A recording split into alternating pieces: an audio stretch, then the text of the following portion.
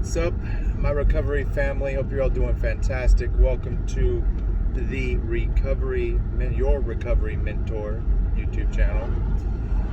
Today, I want to discuss the steps with you, all 12 steps. I'm going to give you a quick rundown. For those of you who have only seen them on a poster on the side of the wall, wondering what the hell those things are, debating whether or not you're in a cult. You know, I used to be there. I used to think that AA was some kind of cult. You hear people chanting names, saying hello to everyone, singing happy birthday in a really weird way. I mean, I thought like this was a cult through and through. And then you look around and you see on the wall these two posters of the 12 steps and the 12 traditions. And you're like, what the hell is that? And obviously this program is based all around that. So I thought, what better thing can I do than to give you a quick rundown on all 12 steps, what they mean, how as a sponsor I work them, because everyone's different. So your sponsor's definitely going to work steps different than I would work them. Most sponsors, by the way, work steps in the exact same way that their sponsor worked it with them, because that's what they know, right? You're going to teach what you know. But over time, you start to develop your own spin on the steps, and you start to do things a little bit differently than how your sponsor taught you, because maybe you learned a more effective way, at least from your point of view, of working the steps. And that's what I've done, is I've kind of put a spin on the steps, especially step number 4, the one that everyone fears and dreads, which personally I would dread step 5 more than 4, because 4, you're just writing down everything you already know about yourself. 5, you got to tell someone about it. So without further ado, let's just get right into it. You got step 1, right? Step 1, here's just the the key points that you need to take from each step. Okay. So step 1 is admitting that you're powerless and admitting your life was unmanageable. The key word there is admitting, right? We have to admit that a problem exists. If we don't admit there's a problem, then it's impossible to find a solution. Because how can you find a solution for a problem that does not exist? So first and foremost, we have to admit that there's a problem. We have to admit that we're powerless over drugs and alcohol. And by the way, this is the only time in the steps where it mentions drugs and alcohol. Every other step, there is not one mention of drugs and alcohol. So just keep that in mind, because to me, I think everyone should work the steps in one way, shape, or form, because it is very beneficial to do this self-reflection, to see where you're currently at, to see your character defects so that you slowly over time become a better version of yourself. But that's for a different video. So step 1, the keys here are admittance, right? You're admitting that you're powerless. You're admitting that your life was unmanageable. And when it says unmanageable, it's not just referring to work or money. It could be any area of your life, right? Relationships, family, you name it. Okay, something was health, something was unmanageable because of your addiction or alcoholism in your life. That was awesome.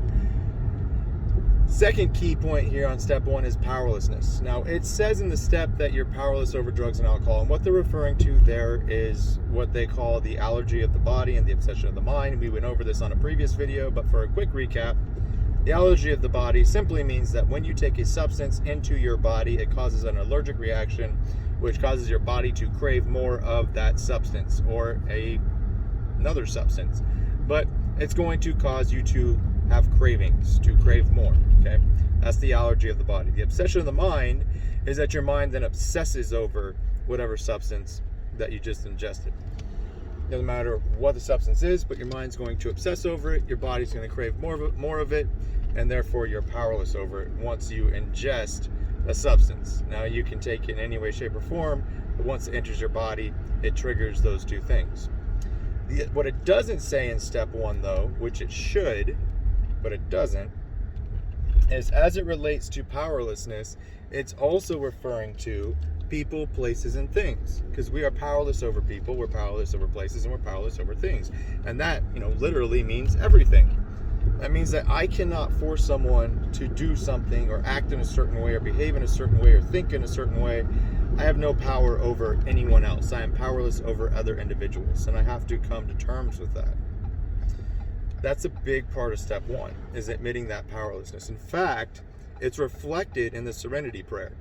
So a quick breakdown of that is God grant me the serenity. Okay, so serenity simply means peace of mind. So God grant me the peace of mind to accept the things I cannot change. So there's a very big word right there, accept. So it's talking about acceptance. The things you cannot change, the things you're powerless over. So what are we powerless over? People, places, and things, right? Courage to change the things I can. Okay, so it talks about courage, which by the way is a spiritual principle of step 4. And what can you change? Well, if you can't change anything else, literally everything else, then the only thing that's left for you to change is yourself, right? The way that you think, the way that you perceive, your actions and behaviors. That's all that's left that you can change, which requires courage to go through the process of making those changes and the wisdom to know the difference, right? I was talking about wisdom. It doesn't say knowledge, it doesn't say education, it says wisdom. Now, how do you obtain wisdom? Wisdom is obtained over time. So when they put together this Serenity Prayer, they knew right away that it's going to require wisdom to be able to tell the difference of what you can change and what you can't change, what you have power over and what you don't have power over. So once we understand that and we gain the wisdom over time, that the only thing that we can change is ourselves and we can't change anything else besides that, then we can pretty much come to the conclusion that we're done with step 1. We admitted we have a problem. We're an addict or an alcoholic or both. We admitted we're powerless over drugs and alcohol. If we take them, we're screwed, all right, because it causes the allergy of the body and the obsession of the mind. And we admitted that our lives were unmanageable while we were under the influence or basically addicted to a substance. It got in the way, right? We weren't able to complete certain tasks, things just weren't manageable while we were under the influence, while we were going through our addiction. Now, if you can agree with all of that, congratulations, you've completed step 1. Now, step 1, step 2, and step 3 are all decision steps. Step 2 and step 3 are more so, I like to kind of put them together because when I work step 2 and step 3 with the sponsee, I more so focus on the spiritual principles of step 2 and step 3, which is faith and hope. Okay, you got to have faith and you got to have hope. You got to have faith that there is a possibility that things will get better, and you got to have hope that there is a possibility that things will get better. Okay, so you have to have some type of higher power. 2 and 3 have to deal with a higher power. Now, when it says higher power, that doesn't necessarily mean it has to be God. For me, my higher power is God. All right, plain and simple. Because I need a power that is greater than myself, and that's basically the definition of a higher power, is a power that's greater than yourself. So you have to figure out what that is for you personally. Now remember, it says in the book that this is a spiritual, not religious program, which means they're not trying to convert you into any type of religion. It was based, a lot of AA was based off the Bible. It was created back in the 1930s, and a lot of the lessons that were taught in AA and throughout the book of AA were based through lessons that were taught in the Bible. Let me take a quick break here. All right, I'm back. As always, picking up food for the family. If you haven't picked up on this yet, all these videos are recorded while I'm driving. The reason for that is because this is literally the only time that I have to record these videos. I have 2 small kids at home, a 2-year-old and a 4-year-old, and I'm married, so I don't have any time at home to sit down and record videos. I'm constantly going non-stop. On top of that, owning and operating a business. On top of that, starting a brand new business. I'm actually starting 2 brand new businesses. So I really don't have time other than when I'm driving to make these videos. So that's why every time you see one of these videos, I'm driving. It's the only time that I have to put these videos together. So just a little side note on that. If you're always wondering, why the heck is this guy always driving when he's shooting these videos? That's why. All right, so like I was saying, this was created back in the 1930s. Okay, AA was started back in the 1930s, and they used a lot of text and knowledge from the Bible to create the 12 steps and to create Alcoholics Anonymous. So the thing they didn't want to do, though, is turn people off by making people think that this is some type of religion or some type of cult. So they clearly state in there, this is a spiritual, not religious program. And the difference there is, in my opinion, okay, everything that I said is just in my opinion, so take it with a grain of salt. But religion is man-made, right? So religion is something that is created by man. Spirituality, to me at least, is a relationship with a higher power. So that's, in my opinion, the difference between religion and spirituality. and they clearly state that this is a program of spirituality.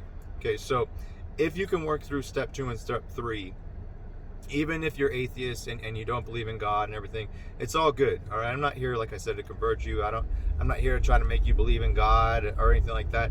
But what I do recommend is that you do find some type of higher power, some type of power that is greater than yourself, and that could be whatever you want it to be. I'm not even going to give you direction or suggestion on what that higher power can be or should be. The only thing I'll say is, maybe not a doorknob. I've heard that before, but something of substance that really does have some meaning. So that being said, the other thing that I do with my sponsees when I'm working step 3 is not only do I have them memorize the 3rd step prayer, and I have them memorize the AA version of it, which is a little bit longer than the NA version, but I also have them write down the characteristics of their higher power, because our goal is aligning our will, right? Like our will, because we all have free will, so aligning our will with that of our higher power's will, trying to do what our higher power would want us to do. That's basically the meaning behind step 2 and step 3. Now, if you can make that decision to say, yes, I will make an effort to align my will in accordance to what my higher power's will is, and you memorize step 3, the 3rd step prayer, then, in my opinion, you're ready to move on to step 4. All right, step 1, 2, and 3 are all decision-making steps. You're making a decision in each step. Once you make that decision wholeheartedly, then you can move on to the next step. I've worked through 1, 2, and 3 in like a day, with a couple of my sponsees before. Or sometimes it can take a little bit longer if you struggle with the higher power concept. But there is always a way to come to a compromise and maybe just crack the door open a little bit to the possibility of a power greater than yourself. And if that's what you're able to do, fantastic. Okay, we're not going to spend too much time debating, what's right and what's wrong from a spiritual standpoint. Whatever you believe to be right, that's what's right. Okay, moving on to step 4. Step 4, you're going to write down several different topics about yourself. So you're going to list all your harms done. You're going to list all your resentments that you have. You're going to list all your fears that you have. You're going to list your sexual inventory. And by the way, side note on sexual inventory, when I work with my sponsees, I'm not looking for a list of everyone you banged, okay? Nor do I want to know that list.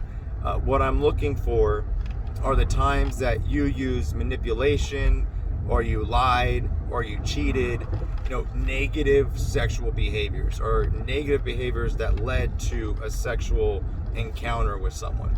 That's what we're looking for, because we want to identify that, because our goal is to have healthy relationships moving forward that aren't based on lies and manipulation. So when I work that part of step 4, that's what I'm looking for, is patterns and behavior that identify, things that we can work on so that you can start to have healthy relationships.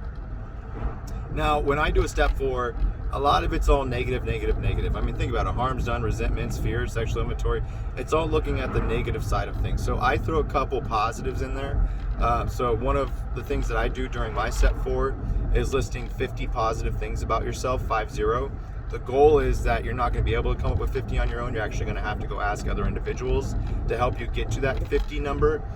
The purpose of that is if they see something positive in you, then it has to be true, because it's coming from an outside observer, a third party. So you may not see that within yourself, but if someone else is saying that they see it within you, then in my opinion, it has to be true. Okay, so we're throwing some positive in there. The other thing that I'll ask you to do is list all of your accomplishments throughout your entire life. And some of you might say, well, I haven't accomplished shit. Well, here's the thing. I don't care if you learn how to skip a stone on water. That's an accomplishment. All right, so we're looking for any and all accomplishments throughout your entire life. You're going to list all your accomplishments, because we want to reiterate to yourself that you are capable of getting things done. You are capable of accomplishing things, because we get so low on ourselves and so filled with self-hate and self-doubt and low self-esteem and low confidence that we forget that we are capable, that we can accomplish great things. So the other thing I do is I have all my sponsees list their accomplishments. And I kind of do it like in a sandwich. I'll do negative, positive, negative, positive, negative, positive. Once we're done with step 4, and what I'll do in the near future is actually do a 4-step workshop on these videos, so you can see how I work the 4-step with sponsees, you can work it with me during the video, and that way, you know, you have a walkthrough of the 4-step. Because if you just try to do it based off of what's said in the big book or the basic text, oh my God.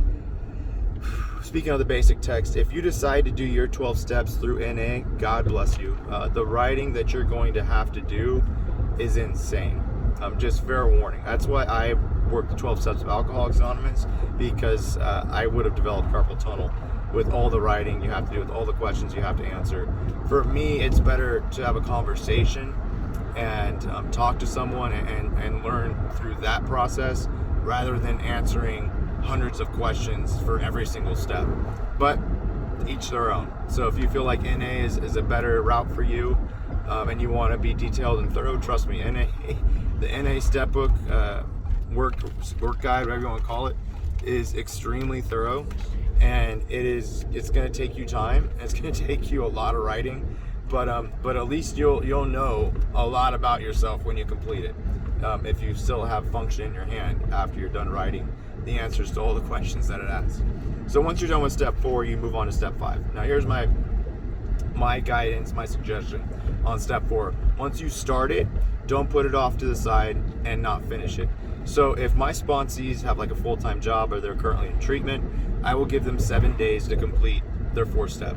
If they don't have a full-time job and they're not in treatment, I'll give them 3 days to complete their 4-step. The reason for that is because as you're going through your 4-step and you're writing all these things down, you're going to start reliving all of these moments in your life all at once, which is going to cause a huge increase in emotions that you're experiencing. And a lot of them aren't going to be good emotions. They're going to be negative emotions.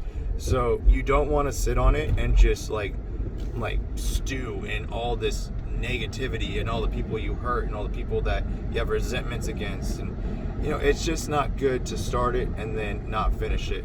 A lot of people actually do what's called the 3-step shuffle. You do step 1, step 2, step 3, and then rinse, cycle, repeat. You never actually finish step 4. So once you make the commitment to do step 4, do me a favor. Finish it as quickly as you can. But you have to also do it as thoroughly as you can. And however you decide to do that, that's up to you and your sponsor. For me, if I'm working with a sponsee, I'll tell them, you know, give me at the very least, the top 20. Give me your top 20 harms done, top 20 resentments, top 20 fears, so on and so forth. And because from there, I can at least develop some knowledge of your behaviors and actions so that we can create a game plan to counteract those negative behaviors and actions. Now, that's enough of step 4. Moving on to step 5. So as soon as you finish step 4, all right, as soon as you're done, and the way that I tell my sponsees that they're done is if you can sit on a topic for 15 minutes and you can't think of anything else to write, you're done with that topic. If you can do that for all the topics on step 4 and you can't think of anything else to write, you're done with your 4-step. Once you finish your 4-step, the first thing you're going to do is you're going to contact your sponsor and you're going to tell them, hey, I'm done with my 4-step. We need to meet up ASAP to do my 5th step. Seriously, you need to get it done as soon as possible. Same day is fantastic. Next day is like at the latest. And plan ahead with your sponsor. Let them know like, hey, I'm going to finish my 4-step. I'm planning on doing it within 5 days. So 5 days from now, can you please make sure that you're available so we can do the 5th step immediately upon completion of my 4-step?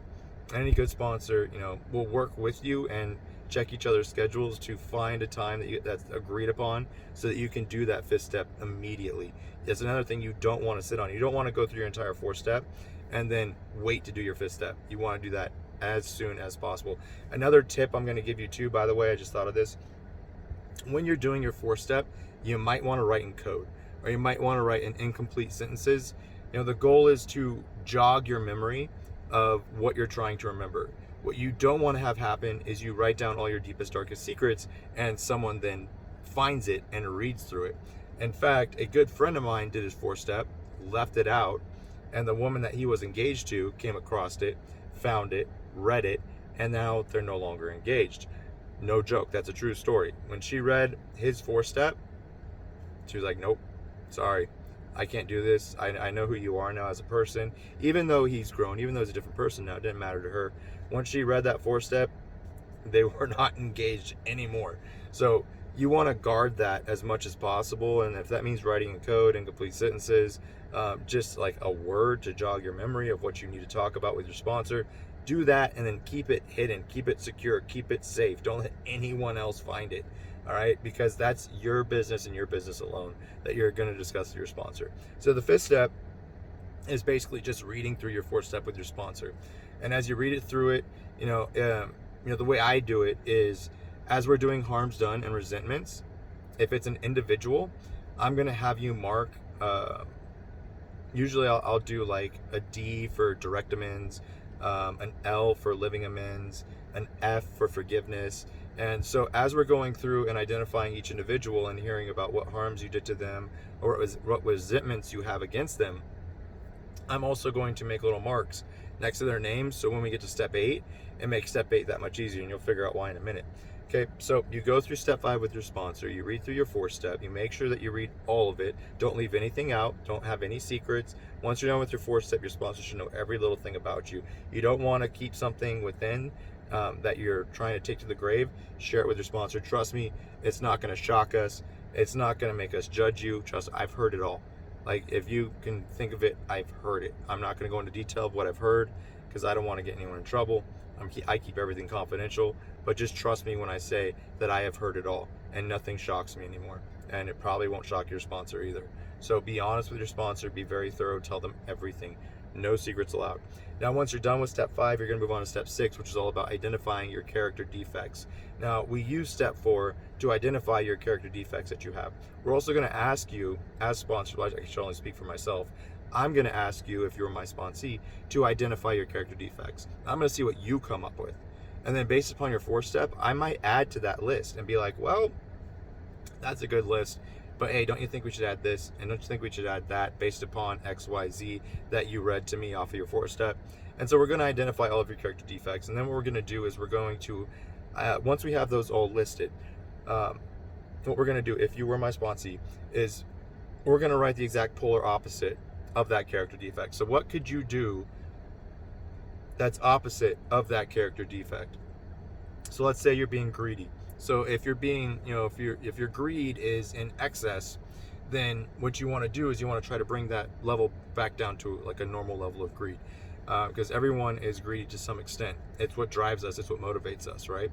So it's healthy to have a normal level of greed and of other so-called character defects. It's when we do them in excess that it becomes a problem. So we want to do the exact opposite to bring it back into balance.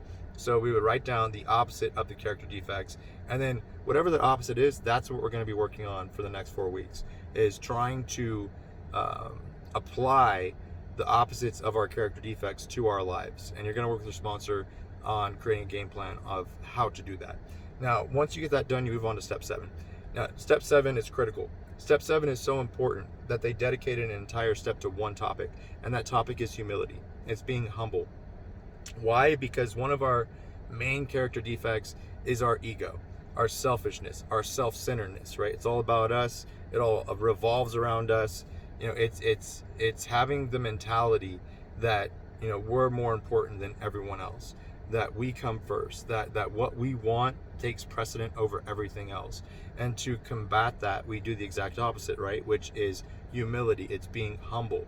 So they dedicate an entire step to being humble. Now, if they're going to dedicate an entire step to one thing, it probably means it's pretty important. All right, so you're going to probably work with your sponsor on doing some acts of service, some acts of kindness, some things that are going to humble yourself. You're going to work on giving back, being of service, all that good stuff to practice humility, to chip down that ego a little bit. Then you move on to step 8. Step 8, you're going to pull out your 4th step again. Remember how I said how I mark the different names with like a D, an L, or an F? That's when this comes into play, because step 8 is creating the list of people that we need to make amends to. Now, there's 2 types of amends. There's direct amends and there's living amends. Direct amends is when you actually go to the person and you have a conversation with them and you make direct amends to them. Living amends is when having a conversation with someone is going to cause harm to them or to you, so you don't do a direct amends because it's going to cause harm, and you do a living amends. A living amends is just doing what you're doing right now. It's living, this new lifestyle in recovery, being a better person, doing the right thing, acting with humility, being of service, all the good stuff that you're currently doing. You just continue doing that. That's making a living amends. And then of course there's forgiveness, but some people don't do that for step 8. For me, I think it's incredibly important to have forgiveness on there, because you want to forgive the people that wronged you, because that's actually, if you don't, it's actually going to hurt you more than it hurts them. And I'll do a video on that, because that's a long topic to discuss. So I'll do a video on that separately, on why forgiveness is so important. But you're going to create this list with your sponsor for step 8, usually using your step 4 material. Now, once you create this list and you decide who to make direct amends to and who to make living amends to, then you can move on to step 9. Now, step 9 is actually making those amends. Okay, so when you're making an amends to someone, you're not saying you're sorry, you're not apologizing. Okay, that's been played out. It's been used too many times. It no longer has any meaning. It doesn't have any value anymore. You've said it so many times that it's just like, I've heard I'm sorry too many times for it to mean jack shit to me anymore. Okay, so what you're going to actually do is you're going to admit that you were wrong. You're going to take responsibility for your actions, and you're going to offer some type of restitution, which means you're going to offer some way of making up for what you did. So if you stole money from your mom, right? Let's say that's what it is. You would go to your mom and you say, Mom, here's the thing. I was wrong. I stole from you. I stole $100 from you. I take full responsibility for that. What can I do to make it right? I'm trying to live a new life. I'm trying to be a new person, and I'm trying to make right all the wrongs that I've done.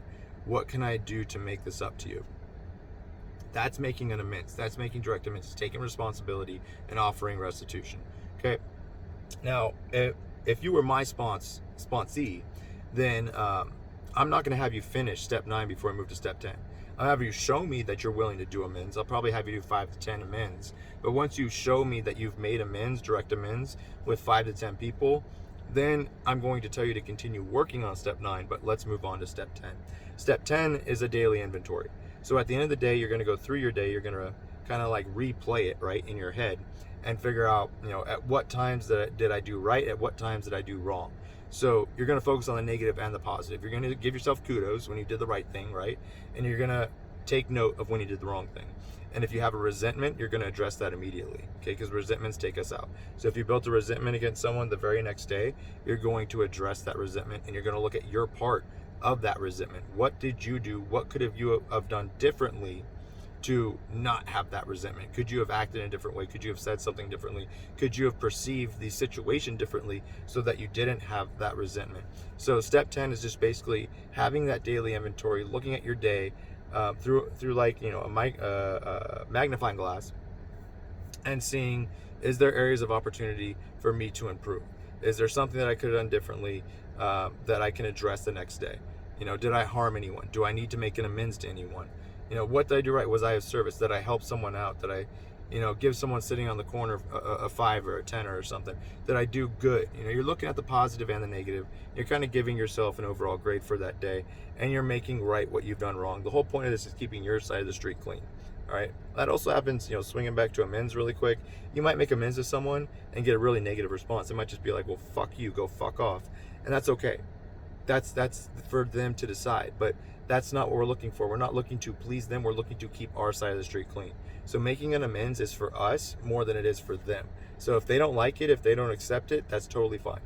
You've done your part, and that's all you need to do. Okay, so I just needed to mention that really quick. Step 11 is all about prayer and meditation. Okay, so practicing some type of prayer and meditation. If you don't believe in prayer, okay, cool. That's up to you. It's 100% your call. I'm not, like I said, I'm not here to convert you. I'm not here to force you into doing something that you're not comfortable doing. But you can meditate, right? Everyone can meditate. Meditation is easy. It's trying to single your thoughts onto, one thing. That's why they always tell you to focus on your breath.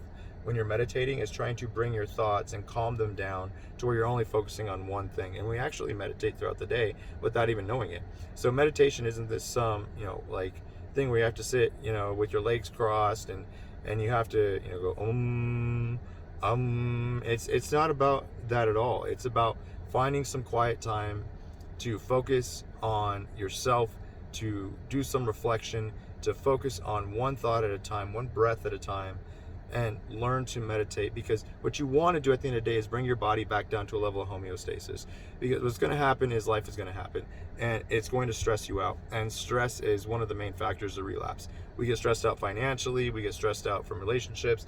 There's tons of triggers that cause stress. So we need to find a way at the end of the day to bring our body back to a normal level of stress, or a normal level of homeostasis, to where we're not experiencing that stress anymore. Because if we have prolonged stress, or we keep our bodies in a state of stress, our body's going to continue to release cortisol. It's going to continue to release these negative hormones that over the long term can cause heart disease, can cause high blood pressure, and all these negative health effects. And we don't want that, right?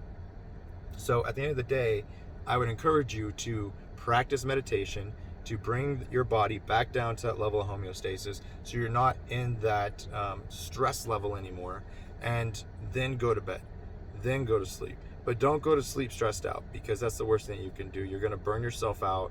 You're going to start to be in a worse and worse mood, because you are literally like draining your tank and running on empty. Emotionally, physically, spiritually, you're running on nothing, and you're trying to push yourself forward with no gas in the tank. So you need to recharge your batteries. You need to refill your tank, and that's the opportunity to do so at night when you're ready to get ready for bed and go through your nighttime routine. Now, step 12 is just simply being a service. It's passing on the information that you've just learned to another individual in recovery. Now, here's the thing. In my opinion, men stay with men, women stay with women. All right? That's just my opinion. Because, you want to be comfortable talking about certain topics with another individual. So if for me, I'm a heterosexual man, so I would choose a heterosexual sponsor. If you're a homosexual man, maybe you want to choose a homosexual partner or a sponsor to have, because you just want to be comfortable with the person that you're talking to. So you want to make sure that there's also no opportunity that it's going to lead to something more serious, like a relationship or something. You don't want to have a relationship with your sponsor. That's not the purpose of all of this. And if you're not careful, it could lead to that, because you're going to learn a lot about each other. You're going to open up to each other, and you could start to develop feelings for each other because of that. So stay away from that. Your sponsor's your sponsor. That's it. They're there to help you through the steps, give you suggestion, and help you down this path we call recovery. All right. So being a service is being a service. It's simply that. It's helping out at meetings. It's putting the chairs away. It's getting a commitment. There's multiple ways of being of service, but that's what step 12 really boils down to, is being a service and giving back and practicing humility, practicing altruism, which is giving without any expectation of anything in return. And that is step 12. Now, we're not going to talk about step 13, because we don't do step 13, right? We're not a 13 stepper. We don't do 1, 2, 3, 13 repeat. That's not what we're going to do anymore, right? Because we're going to make a commitment today to actually work through the steps, if that's something that you're interested in doing. I'm not saying it's something you have to do. There are multiple paths to recovery, but don't be one of those people that are like, the steps don't work for me. Well, really, how many steps did you work? 3. You did 25% of the steps, and you're going to tell me they don't work? Yeah. If you decide to work the steps, work through them. Do it right. All right. Do it thoroughly. And then you get to have this amazing gift after you're done. And that's the gift of being able to sponsor another individual and be a part of changing their life and saving their life at the same time. You get to have that little part of that. And that is more rewarding than you could ever imagine. That's where I found my passion. That's what my passion still is today. It's helping other people in recovery. And I found that passion by sponsoring other men through the 12 steps of Alcoholics Anonymous.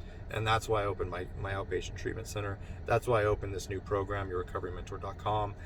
That's why I do what I do today. That's why I record these videos. It's because I love helping people in recovery. That's my passion. It's probably what I'll do till the day that I die, if I'm perfectly honest with you.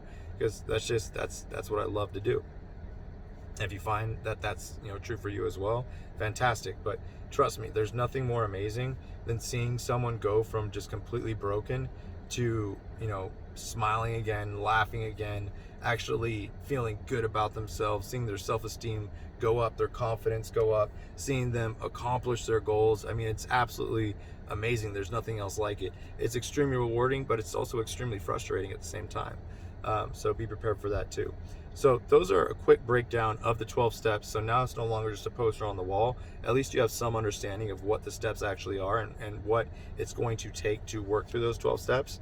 So I'm going to keep it at that. We're already at the 35-minute mark. Let's not go any longer than that. All right. Thank you for making it this far in the video. If you've made it this far in the video, that shows me you have the willingness to succeed in recovery, that you're willing to do what it takes to make sure that you're successful. And if you made it this far, God bless you. You know, I'm sitting here. It's 95 degrees in Arizona right now, and I'm sitting in my car. My AC don't work, sweating my ass off, so I can finish this video really quick for you guys.